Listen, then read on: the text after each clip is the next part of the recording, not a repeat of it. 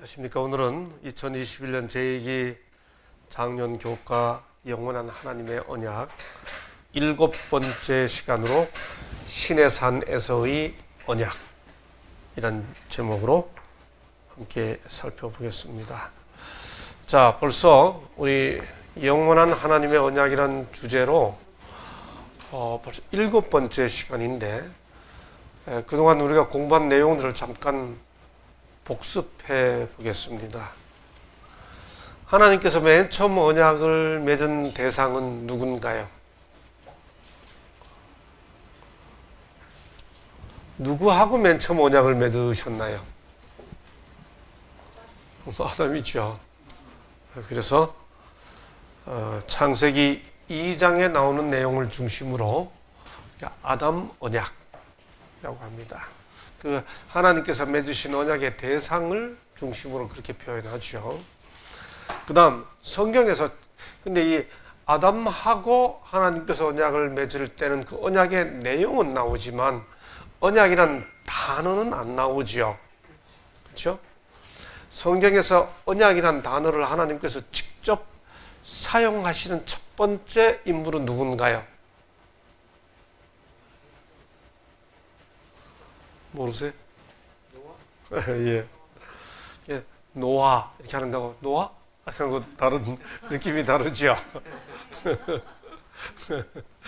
자, 예, 창세기 6장 18절, 9장 9절로 17절에 보면 성경에서 언약이란 단어가 딱 언급돼 나옵니다. 6장 18절 내가 너와 언약을 세우겠다. 9장 9절로 17절은 저 유명한 무지개 이야기죠. 여러분, 그런데 하나님께서 노아와 함께 언약을 세우셨는데 노아의 후손들이 하나님께 순종했나요? 여러분, 이 성경에 왜 언약이라는 단어가 여러 번 반복될까요? 실제로 구약에서부터 시작해서 신약까지 언약이라는 단어가 여러 번 나오는데 이렇게 여러 번 반복된다고 하는 건 무슨 뜻이에요? 하나님께서 끊임없이 반복하시면서 기어이 당신의 백성들을 구원하시려고 하는 사랑의 반복된 표현이죠. 그렇죠? 자, 그래서 노아와 언약을 맺으시고 난 다음에 사람이 다시 범죄하니까 하나님께서 한 민족을 택하시기 위해 누굴 부르시나요? 아브라함 부르시죠. 세 번째 언약을 그래서 아브라함 언약. 아브라함 언약. 여러분, 그런데 이 아브라함 언약 속에는 아브라함의 후손들이 다 함께 들어가 있죠. 하나님은 아브라함을 대표적으로 언약을 맺으셨지만은 아브라함의 아들 이삭과도 언약을 맺으시고 야곱과도 언약을 맺으시죠. 아브라함과 이삭과 야곱에게 맺으신 그 언약 때문에 그 다음에 이어지는 언약이 무슨 언약이에요? 한 민족을 택하시기 위해, 한 민족을 형성하기 위해, 그저 한 혈통을 이렇게 아브라함이라고 하는 한 조상을 중심으로 한 혈족을 선택하시는 것으로 끝나지 않고 그들을 한 나라로 삼기 위해 한 땅을 약속하시죠. 가나안 땅. 그래서 가나안 땅이 약속의 땅인데 그 이스라엘 백성들, 아브라함의 후손들을 가나안 땅에 들어가게 하기 위해 아브라함의 후손들이 애굽에 살고 있었는데 그들을 불러내시면서 가나안 땅에 심으시는 과정에서 이루어지는 일이 오늘 공부하게 될 무슨 언약이요? 신의 언약입니다. 신의 산 언약이라고 했는데 신의 언약, 신의 산 언약 그렇게 표현하죠. 자, 이 신의 여기 보세요. 이제 여기 출애굽기 19장과 24장, 출애굽기 19장과 24장에 언약이라는 단어가 나옵니다. 자, 이쯤에서 한번 벌써 감 잡으셔야 되는데요. 신의 언약은 그러므로 무슨 언약에 근거해서 이루어지는 걸까요?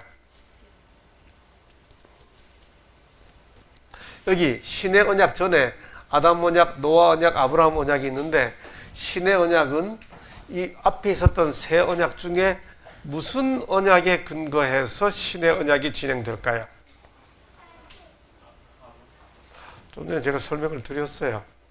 하나님께서 아브라함의 후손에게 내가 너의 후손을 택하겠다. 그런데 창세기 15장에 보면 400년 후에 아모리 족속의 죄악이 관영하면 그 땅으로 가게 될 거다. 이 땅으로 돌아오게 될 거다. 가나안 땅으로 돌아오게 될 거다. 그렇죠?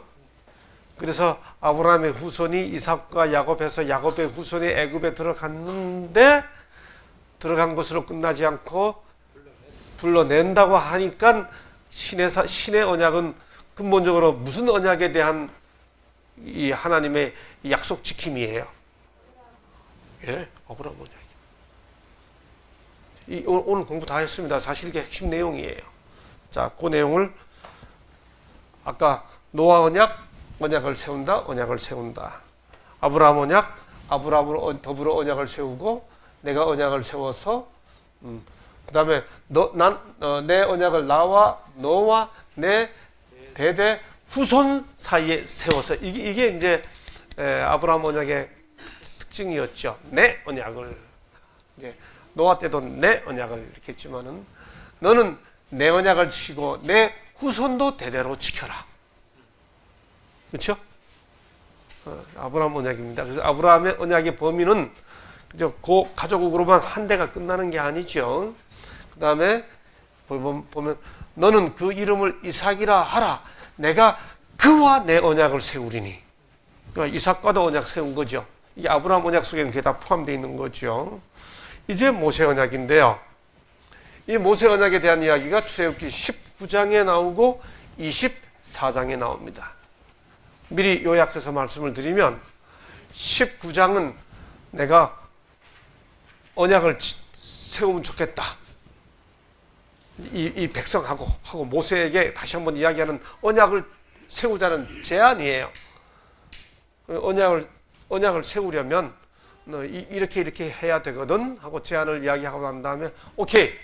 백성들이 반응을 하니까 그럼 이제 언약을 딱 비준하자. 그게 24장 이야기입니다. 여러분들 다 출애굽기 20장에 뭐가 있는지 아시죠? 뭐가 있어요? 네?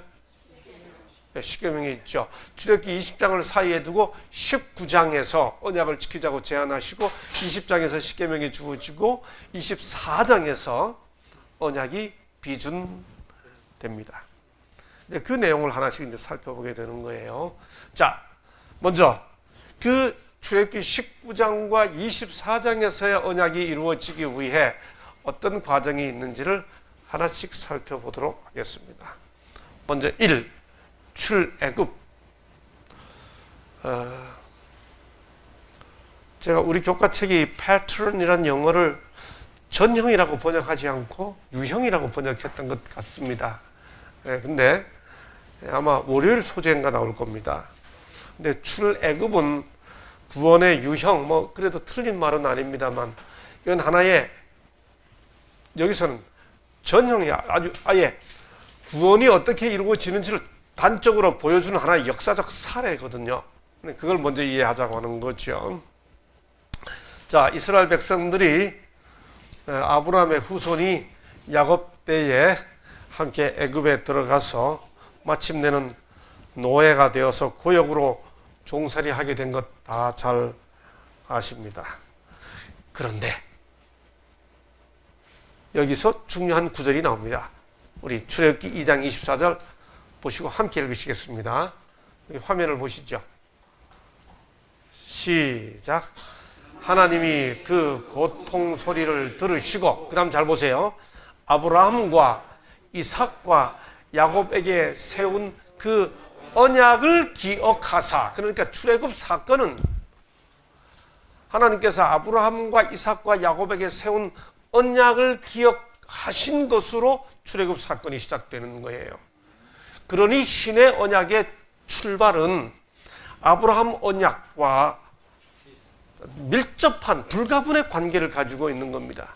하나님께서 아브라함에게 세우신 그 언약을 기억하셔서 신의 언약이 시작이 되는 거죠. 그렇죠?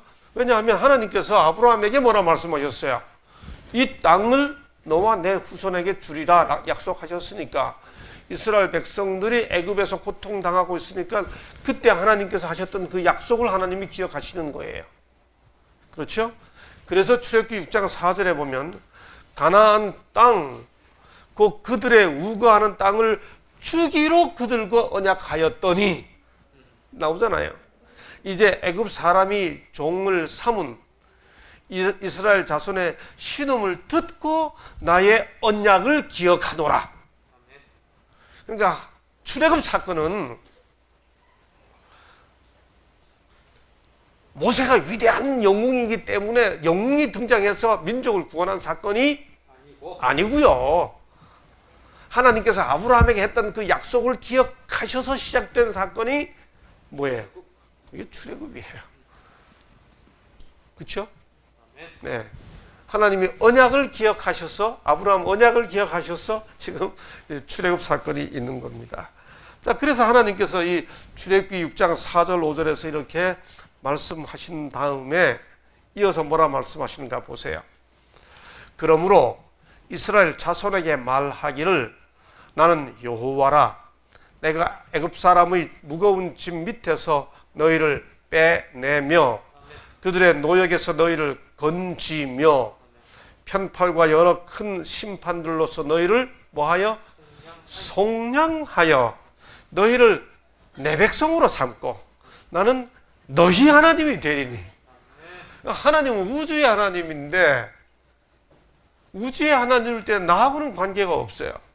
근데 하나님께서 언약을 기억하시고 이스라엘 백성들을 구원해 내심으로써 너희는 내 백성이 되고 나는 너희 하나님이 되겠다.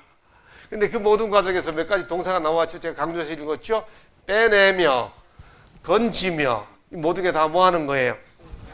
속량하여. 속량하여. 자, 이 속량이라는 단어에서 이 단어에서 구원의 패턴, 아주 구원의 전형이 시작됩니다. 하나님께서 이스라엘 백성들을 속량하기 위해 그 속량하기 위해 하나님께서 하시는 일이 뭔가요? 먼저 출애굽기 3장 8절 보시죠. 함께 읽으시겠습니다. 시작. 내가 내려가서 됐습니다. 여러분, 하나님께서 이스라엘 백성들을 출애굽시키기 위해 이스라엘 백성들을 출애굽시켜서 가나안 땅에 데려가기 위해 먼저 뭐 하시겠다고 말씀하시는 거예요? 내려가서. 교과책은 내려가서 하나만 이야기했습니다만 사실 이스라엘 백성들이 애굽에서 살아서 나오기 바로 전에 유월절 사건이 있었잖아요. 6월이 5월 6월 그런 6월이 아니고 넘어간다.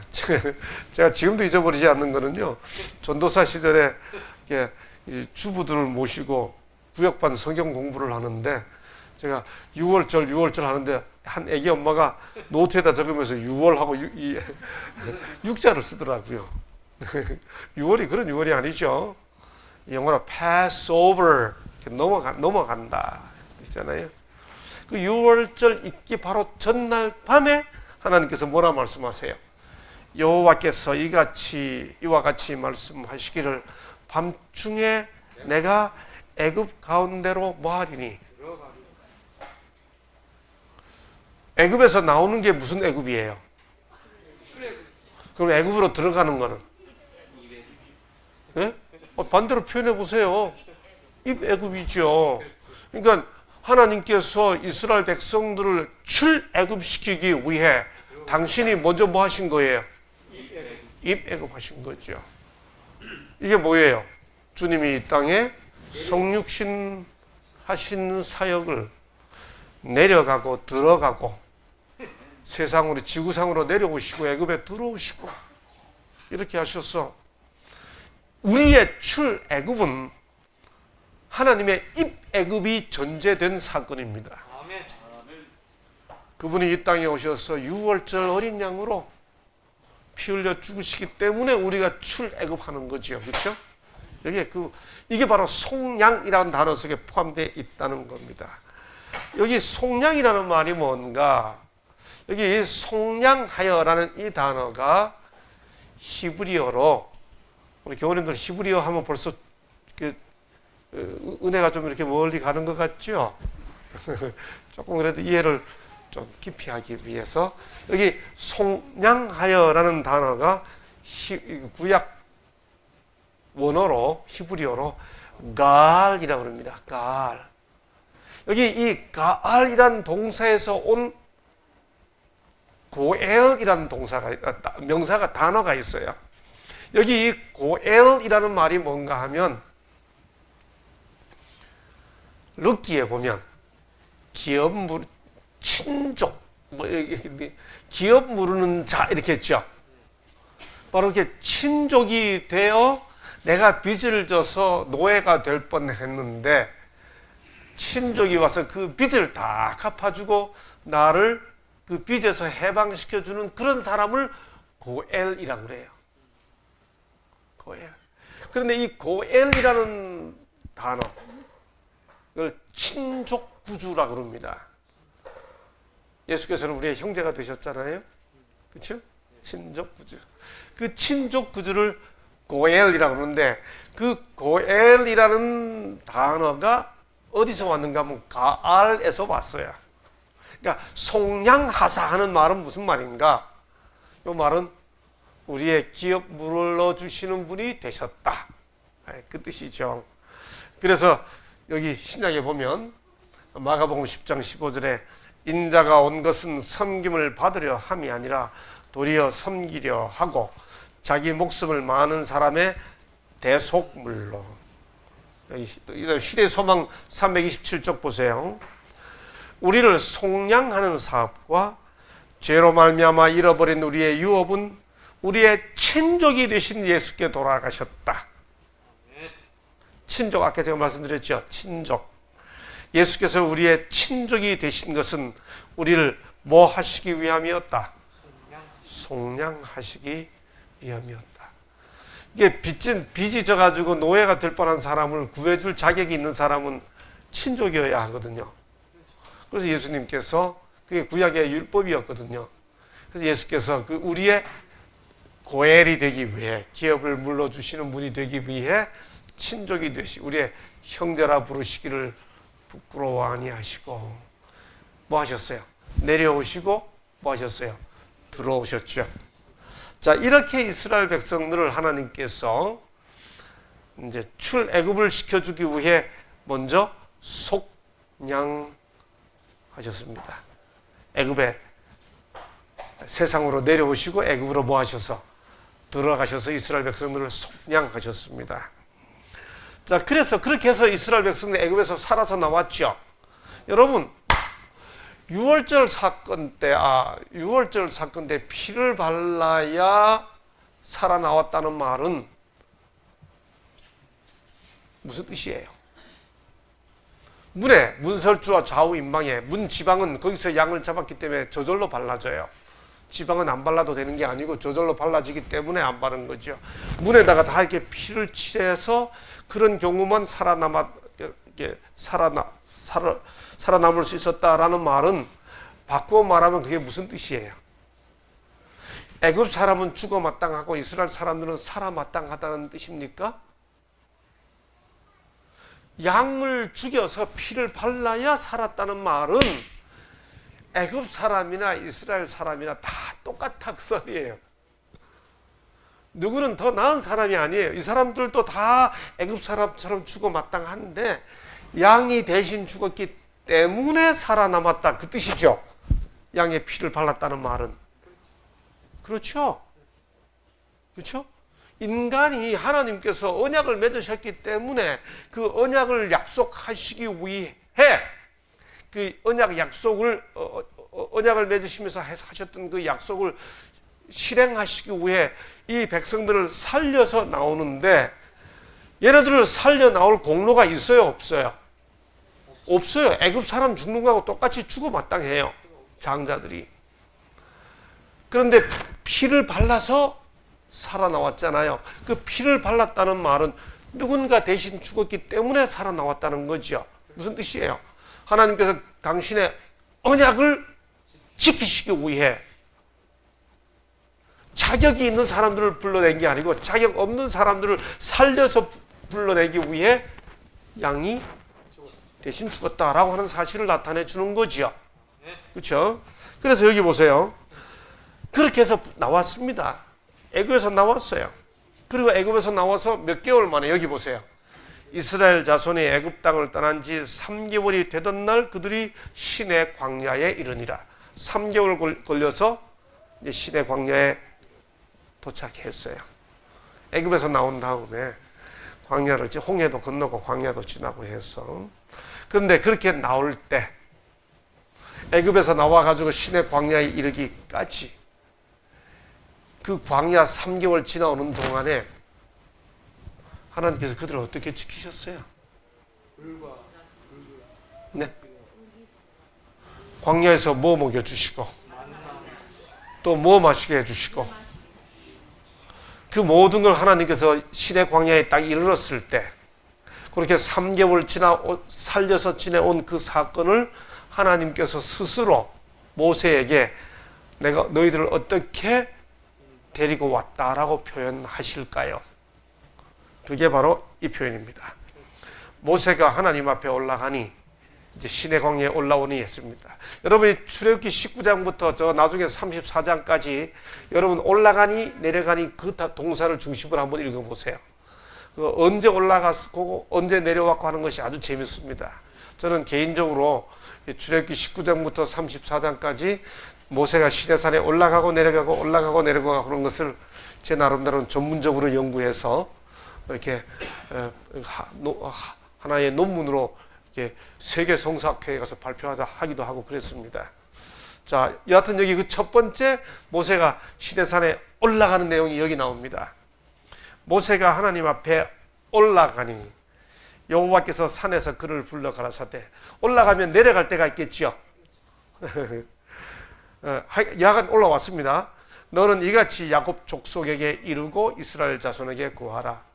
내가 애굽 사람에게 어떻게 행하였음과 그 다음 내가 어떻게 독수리 날개로 너희를 업어 내게로 인도하였음을 너희가 보았느니라.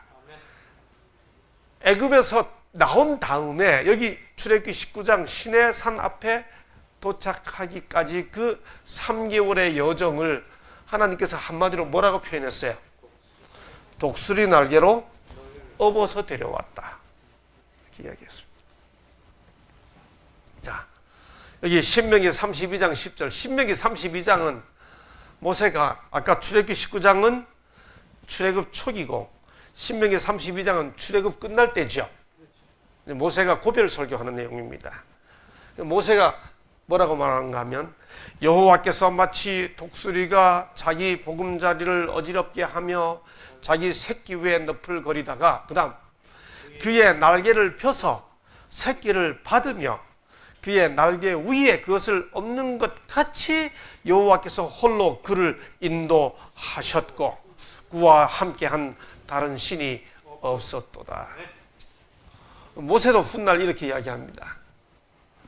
예, 여기 사진에 보시는 것처럼 시내 광야에서 독수리가 새끼 날개 나는 걸 가르치기 위해 어떻게 해요? 예, 어떤 때는 날개를 툭 쳐서 벼랑에서 떨어뜨립니다. 그러면 새끼 독수리가 떨어지면서 살을 나고 막 푸득푸득 하다가 아무래도 이 날개가 다 안 펴져가지고 땅에 떨어져 위험할 것 같으면 촥 가서 이렇게 받아냅니다. 날개를 이렇게 받았잖아요. 그렇죠? 또 맹수가 와서 독수리 새끼를 잡아먹으려고 이렇게 이 독수리 그 둥지를 이렇게 공격하면 이 새끼들이 이렇게 떨어지잖아요. 그러면 어미가 가서 딱 보시는 것처럼 받아가지고 이렇게 살려냅니다. 하나님께서 이스라엘 백성들을 이끌고 시내 광야까지 온 것이 이렇게 데려왔다 그 말입니다. 그렇죠? 예, 훗날 하나님께서 뭐라 말씀하시나요? 이스라엘이 어렸을 때에, 출애굽 초기는 어렸을 때입니다. 내가 사랑하여 내 아들을 애굽에서 불러냈다. 독수리가 새끼 사랑한 것처럼 이건 뭐냐? 하나님께서 어린 자식 사랑하듯이 사랑한 거다 그거지요. 광야에서도 너희가 당하였거니와 사람이 자기 아들을 안는 것 같이, 여기는 안았다 그렇습니다. 안는 것 같이 너희 하나님 여호와께서 너희가 걸어온 길에서 너희를 안으사 이곳까지 이르게 하셨느니라. 장로님 살아오시는 동안에 하나님께서 장로님을 안으셔가지고 이 세월 지나게 하셨구나 하는 느낌 들 때 많죠. 집사님 90평생 사시면서 여기 이제 안흥에 오셔서 이렇게 교회 섬기고 참 부지런히 이렇게 오시는데 집사님의 온 생애를 하나님께서 이렇게 안으사 했다 그런 느낌 들 때 참 많죠. 네. 이 사건은 바로 이 이스라엘 백성들 이렇게 신의 광야에 이르기까지 이렇게 인도하신 이 사건은 우리 모두에게 다 신앙 고백의 내용이 되겠죠. 여기 부조와 선지자 504조, 하나님께서는 끊임없이 사람들을 당신의 보호의 날개 아래로 이끌어 들이사 사단으로 하여금 그들에게 잔인하고 기만적인 능력을 행사하지 못하도록 노력하신다. 그래서 우리는 뭐라고 찬미를 불러요?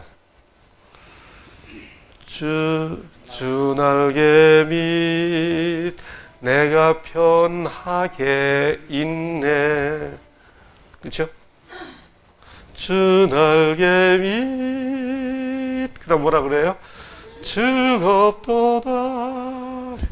주 날개 밑. 독수리는 날개로 받아주고 어미 독수리는 때때로 날개로 품어주고 안아주고. 주 날개 밑 즐겁도다. 참 그러시죠? 자, 이렇게 하나님께서 이스라엘 백성들을 신의 광야까지 인도하여 내신 다음에 지금 계속 출애굽기 19장을 우리가 보고 있어요. 3절, 19장 3절, 4절. 이어서 뭐라고 말씀하시는가? 이제 5절, 6절입니다. 그 다음에 하신 말씀이 세계가 다 내게 속하였거니와 너희가 내 말을 잘 듣고 내 언약을 지키면. 여러분, 맥락을 모르면요, 출애굽기 19장을 읽으실 때 지금까지 제가 말씀드렸던 그 맥락을 놓쳐버리면, 흐름을 놓쳐버리면, 그냥 요 구절만 딱 보면 대뜸 뭐라고 우리 생각하시는가 하면, 하나님의 소유가 되고 제사장 나라가 되고 거룩한 백성이 되는 게 하나님의 언약을 지키는 조건으로 이루어지는 거구나, 그렇게 생각하기 쉬워요. 거기서 좀 더 나가 구원도 언약을 지켜야 받는 거야. 근데 그렇게 생각하기 쉽죠. 여러분, 그런데 5절 6절에서 하나님이 이 말씀하시기 전에 좀 전에 우리가 3절 4절을 읽었어요. 3절 4절에 뭐라고 그랬나요? 내가 어떻게 독수리 날개로 너희를 업어 내게로 인도하였음을 너희가 보았느니라. 하나님께서 독수리 날개로 업어서 애굽에서 이끌어내시고 그 다음 신의 광야까지 인도하여 내셨으니, 그런 다음에 이어서 5절 6절에서 하신 말씀이 뭐예요? 너희가 내 말을 잘 듣고 내 언약을 지키면. 여기 잘 보세요. 너희가 내 말을 잘 듣고 내 언약을 지키면 출애굽 시켜줄게, 이렇게 말씀하셨어요? 아니면 이미 출애굽 시켜주신 다음에 독수리 날개로 업어서 시대 광야까지 인도하시고 그 다 확인시켜 주신 다음에 그 다음에 말씀하시기를 너희가 내 말을 잘 듣고 내 언약을 지키면, 이렇게 했나요? 여러분, 언약을 지키는 게 출애굽의 조건이에요? 출애굽의 결과예요? 여러분, 하나님께서 이스라엘 백성들을 출애굽시킨 것은 이 사람들의 애굽 사람보다 공로가 더 많아 살아서 당당히 나올 만한 게 아니고요.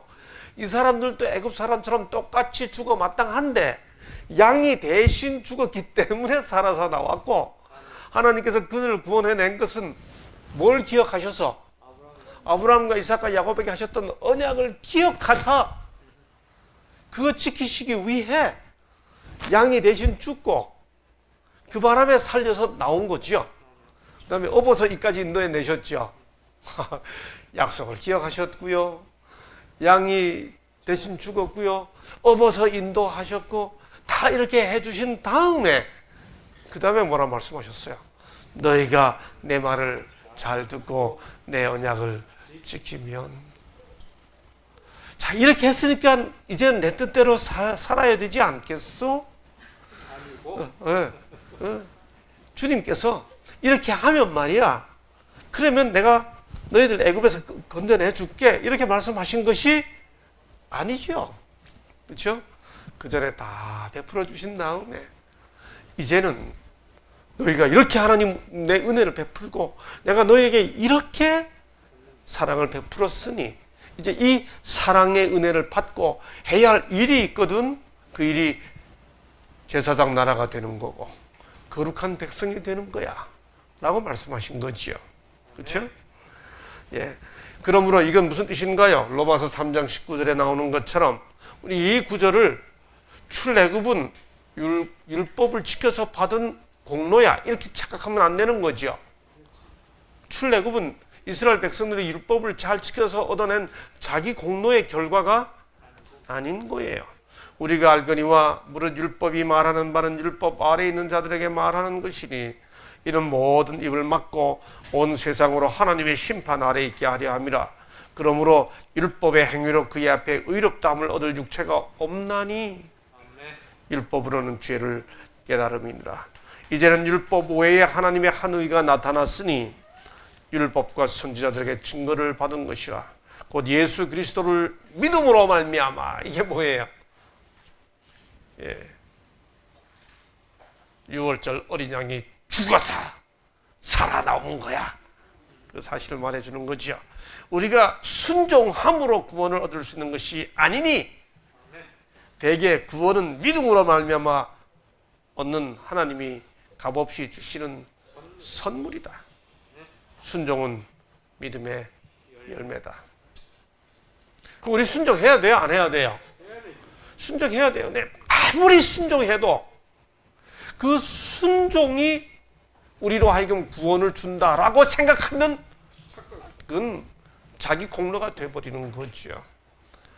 우리는 최선을 다해서 순종해야 되는 겁니다. 근데 어떻게 순종하도록 그것을 나의 의로 생각하면 안 되는 거죠. 어떤 분들 중에 우리 교회에 그런 분들이 계세요. 언약은 결국 순종해야 되는데 오늘날 교회에서 순종을 흐릿하게 이야기한다고 그렇게 말씀하시는 분이 그 말을 자기를 보고 내가 순종해야 되는데 나 순종 못하고 있어 이렇게 이해하면 되는데 남들 보면서 그런 말 한다면 그건 평가하는 거죠. 누구도 순종해야 되고 우리 목사님들 말이야 누구 말이야 잘못하고 있는데 그거 고치자고 이렇게 설교해야 되는데 그거 똑바로 안 한다고 이렇게 말할 때 그 말이 누구 보고 말 안 한다고 하는 것을 지적하기 위해 하는 말이라면 그건 자기를 바라보고 있는 게 아닌 거죠. 그래서 평가하고 있고 벌써 판단하고 있는 것이죠. 하나님께서 이렇게 말씀하시고 그 이야기를 들은 모세가 백성들에게 전합니다. 지금 계속 출애굽기 19장 보고 있습니다. 놓치지 마세요. 출애굽기 19장 시내 광야에 도착해서 시내산에 올라온 모세에게 하나님께서 언약을 제안하시는 거예요. 자, 다시 한번 돌아가서 봅니다. 여기 출애굽 시켜주시고 내가 너를 업어냈다 말씀하시고 그 다음에 5절 6절에서 이렇게 하면 언약을 지키면 말씀하셨고 이렇게 하니까 이 말을 모세가 전했습니다. 전하니까 백성들이 뭐라 그랬어요? 백성이 일제히 응답하여 이르되 여호와께서 명령하신 대로 그 다음 우리가 다 행하리이다. 여러분 이 말 맞았어요? 틀렸어요? 아니 이렇게 말하는 이 이스라엘 백성들 이 말은 이 말 자체는 틀린 거예요. 아니, 하나님께서 말씀하신 모세가 절하니까 하나님 말씀하신 대로 하겠습니다. 그거 틀린 거예요? 맞은 거예요? 맞은 거죠, 그렇죠? 맞는데 해보겠다고 하는 이 말, 우리가 다 행하리다라고 했던 이 말이 문제를 일으키죠. 그럼 뭐가 문제가 있을까요? 이 말이. 예, 우리 하나님께서 기대하신 대로 하겠습니다. 그 당연한 말인데 뭐가 문제가 있었어요? 우리가. 장로님, 조금 더 크게 말씀해 보시죠. 우리가. 그럼 뭐라고 대답했어야 될까요? 앞에 뭐가 들어가면 될까요? 괄호 앞에. 여호와께서 명령하신 대로 하고 우리가 다 행하리이다. 사실 성경을 잘 풀으려면요, 그 괄호를 잘 풀어내야 돼요. 여호와께서 명령하신 대로 우리가 다 행하리이다. 이거 틀린 말 아니에요, 그렇죠? 근데 그 사이에 여호와께서 명령하신 대로 하고 그 사이에 뭐가 들어가야 옳아요? 여호와께서 명령하신 대로 내가 하겠습니다 했는데 그 앞에 뭐가 들어가야 될까요? 여호와께서 명령하신 대로, 그 다음 하나님의 신의 감동으로. 그렇죠? 요즘 우리식으로 하면 성령의 능력으로. 이걸 내가 하겠습니다 이렇게 해버리고 나니까 이게 이제 다 하는 게 다 자기가 하는 게 되는 거죠. 그 사이에 믿음으로 말미암아 행하겠다 하는 그 말이 생략됐죠. 이래서 히브리 백성들이 이 대답 이후에 오해가 생깁니다. 그 오해가 뭐예요? 행하겠다 하는 그 말이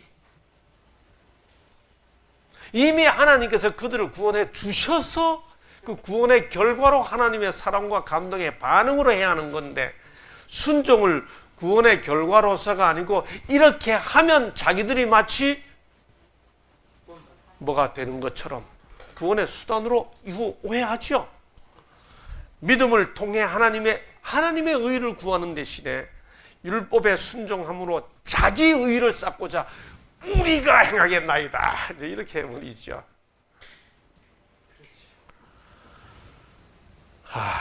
그래서 새벽기도 하기로 작심하고 새벽기도 한 3일쯤 하고 나면 내가 하나님과 더 가까워지면 되는데 3일쯤 새벽기도 하고 나면 김 집사는 왜 안 나오는 거야 하는 생각이 들어요, 안 들어요? 우리는 왜 그러는 겁니까 도대체?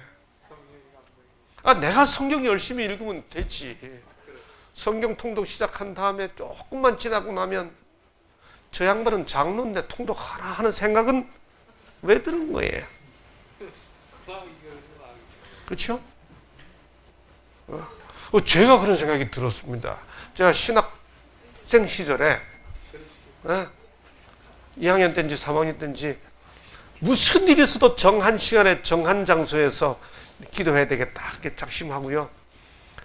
제가 기도하던 그 소나무가 있는데 그 소나무 밑에 가서 수업 들어가기 전에 기도하고 점심 먹으러 가기 전에 기도하고 수업 끝나고 저녁 먹기 전에 가서 기도하고 이렇게 3일쯤 하고 나니까 막 거룩한 느낌이 들어요. 그리고 기도하고 내려오는데 시내산에서 모세가 내려올 때 얼굴이 이랬었나 하는 느낌이 들면서 막 내가 거룩해지는 느낌이 들고, 그리고 그렇게 하고 어느 날 아침에 수업 들어가기 전에 그 기도동산에 가서 소나무 등근에서 기도하고 강의실을 내려갔는데 몇 친구들이 앉아가지고 모여가지고 막 떠들고 이야기하는 거예요. 그런데 그 친구들을 보는데 무슨 생각이 드는가 하면 한심한 녀석들. 나는 지금 뭐 하고 내려오는데. 근데 그것도 이렇게 안 보이고 있죠. 벌써 딱 책상 앉아가지고 탁 이렇게 한번 쫙 보면서 그때 들었던 제 생각, 기도나 했나? 우리는 왜 그렇게 빨리 그렇게 되는지 몰라요. 그렇죠? 유대인들이 완전히 여기에 무리가 행하리이다. 이게 완전히 이렇게 빠져버린 거죠. 자기 의를 쌓아가는 겁니다. 여러분, 신의 언약은 철저하게 은혜 언약입니다. 아멘. 이스라엘 백성들이 순종하려고 한 것 자체가 틀린 건 아니에요. 그런데 그들이 순종하려고 할 때 그 동기가 뭐예요? 은혜에 대한 반응으로 자기들의 순종이 의를 만드는 게 아니고 자기들의 순종은 하나님의 은혜에 대한 반응이라고 하는 사실을 잊어버린 채 자기들의 순종이 의를 만들어내는 줄로 오해한 거죠. 그렇죠? 그래서 바울은 후에 뭐라 이야기했나요? 하나님의 의를 모르고 자기 의를 세우려고 기도나 했나? 나는 뭐 했는데? 성경이나 읽나? 나는 뭐 했는데? 성경 통독표 만들어 놓고 막 올라가면서. 어떤 사람들은요, 보니까 성경 통독표 도표 빨리 올라가고 싶어가지고 작은 책부터 먼저 읽어요. 빨리 올라가려고. 우리는 왜 그렇게 되는 거예요, 전부 다? 힘써 하나님의 의에 복종하지 아니하였느니라. 달에 뽑은 기별 1권 363쪽. 인간이 자신이 범한 거룩하고 공의로운 율법의 요구에 응하기 위하여 자기 자신의 능력으로 최선의 노력을 다 기울일지라도 그건 전혀 무가치한 것이다. 그러나 그리스도를 믿음으로 말미암아 그는 모든 것이 충만하신 하나님의 아들의 의를 주장할 수 있다. 예. 자기 자신의 능력으로 최선의 노력을 다 기울일지라도 예수님의 의와 상관, 거저 주시는 은혜에 대한 반응으로 내가 순종을 이루어 가야 된다고 하는 동기. 끊임없이 우리는 자기 점검해야 하는 것이죠. 율법의 요구를 자신의 힘으로 이루어 보려고 애씀으로써 율법적인 종교에 따라 살고자 할 때는 노예 근성이 일어난다. 여러분, 우리 순종해야 돼요. 근데 그 순종이 노예 근성에 의한 것인지 아닌지 끊임없이 우리의 동기를 기도함으로써 확인해야 하는 것이죠. 애굽에서 노예 생활을 한 동안 많은 이스라엘 사람들이 하나님의 율법의 지식을 대부분 잊어버리고 그 교훈에 이교의 풍속과 유전을 섞었다. 하나님께서는 그들을 시내 광야로 인도해내시고 거기서 당신의 친음성으로 당신의 율법을 선포하셨다. 은혜로 구원해내시고. 그렇죠? 이렇게 하니까 이스라엘 백성들이 행하리다 라고 반응을 하고 이후 역사 속에서 그들이 오해를 해가죠. 근데 그때 그들이 반응을 했습니다. 출애굽기 24장에 가보면 하나님께서 이스라엘 백성들과 언약을 비준하시는데요. 출애굽기를 읽어보면 큰 세 가지 사건이 있습니다. 첫째는 애굽에서 나오는 것, 두 번째는 19장과 24장에 기록된 언약을 수립하는 것, 그 다음은 성소를 건축하는 거죠. 그 중에서 이 교과책 저자는 언약 수립이 마치 에베레스트 산처럼 높은 봉우리에 솟아있다라고 말합니다. 출애굽기 19장과 24장의 언약 체결 과정을 쭉 나열해 보면 다음과 같습니다. 출애굽 이후에 시내 광야에 이르렀죠. 지금까지 제가 설명드린 겁니다. 하나님께서 언약을 체결하자고 제안하셨죠. 이스라엘 백성들이 언약을 받아들이겠다고 응답했죠. 그 다음에 정식으로 언약을 받기 위해 준비를 하죠. 십계명이 선포되죠. 그 다음에 모세가 언약의 중개자로 나섭니다. 왔다 갔다 하면서. 그 다음에 20장 22절부터 23장까지 언약의 원칙들이 설명되고요. 드디어 24장에서 언약이 비준됩니다. 여러분, 이 맥락 속에서 기억하셔야 할 게 구원과 출애굽이라는 구원과 언약에 대한 제한, 출애굽기 19장이죠. 그리고 거기 십계명이 나왔죠. 24장에서 언약을 비준하죠. 근데 출애굽기 25장에서 저 유명한 무슨 말씀이 나오나요? 출애굽기 25장. 그렇죠. 교우님들 기억하실 것 같은데 출애굽기 25장 8절 기억하시는 분 아무도 안 계세요? 내가 너희 중에 거할 송소를 짓고, 다시 말씀드립니다. 출애굽기 19장에서 언약을 제안하고 20장에서 십계명이 나오고, 출애굽기 24장에서 언약을 비준하고 25장에서부터 송소가 나오죠. 그렇죠? 그러니까 신의 언약을 선후해서 뭐가 나와요? 십계명과 송소가 나옵니다. 언약이 비준되면서 송소가 확립이 됐죠. 그렇죠? 언약이 체결되고 송소 의식. 여기서 우리는 뭘 알 수 있나요? 이게 중요합니다. 송소를 통해 출애굽을 이해하고. 무슨 말이에요? 출애굽 사건이죠. 출애굽이라는 사건은 이스라엘 백성들이 아까 제가 말씀드린 것처럼 유월절 사건을 통해 광야에서 인도함을 받았죠. 이게 구원의 전형이죠. 여러분, 그런데 구원이 어떻게 이루어지는지를 성소에 가보면 알아요, 몰라요?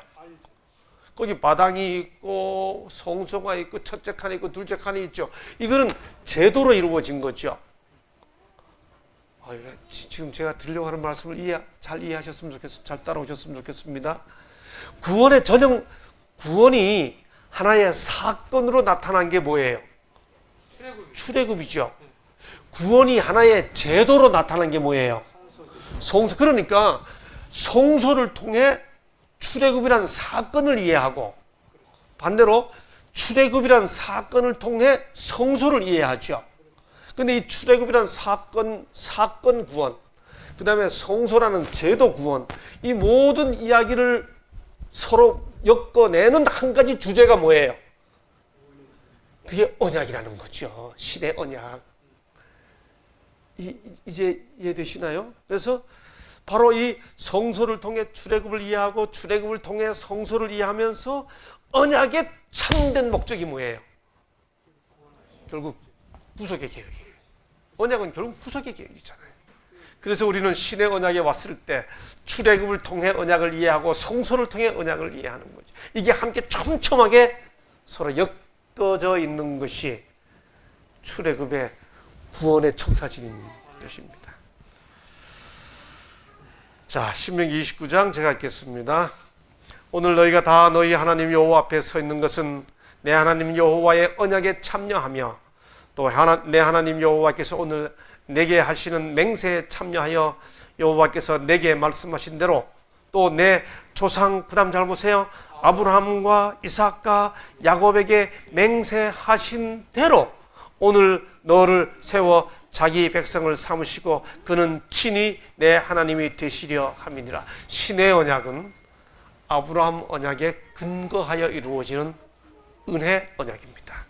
많은 분들이 신의 언약을 율법 언약으로 오해합니다. 아닙니다. 신의 언약은 은혜 언약입니다.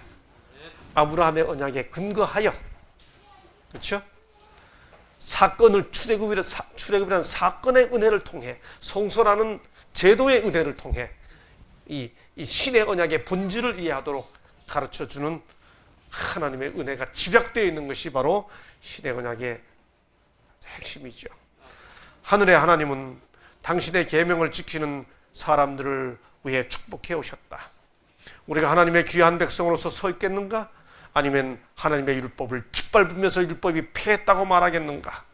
이제 우리는 이렇게 해서 구원받은 백성에게 주시는 성소제도와 구원받은 백성에게 주시는 하나님의 율법의 의미가 조건이 아니고 결과라고 하는 사실을 사건 속에서, 제도 속에서 다시 한번 확인하게 되는 거죠. 아멘. 율법을 패한다는 것은 하나님 자신을 패한다는 것과 마찬가지다.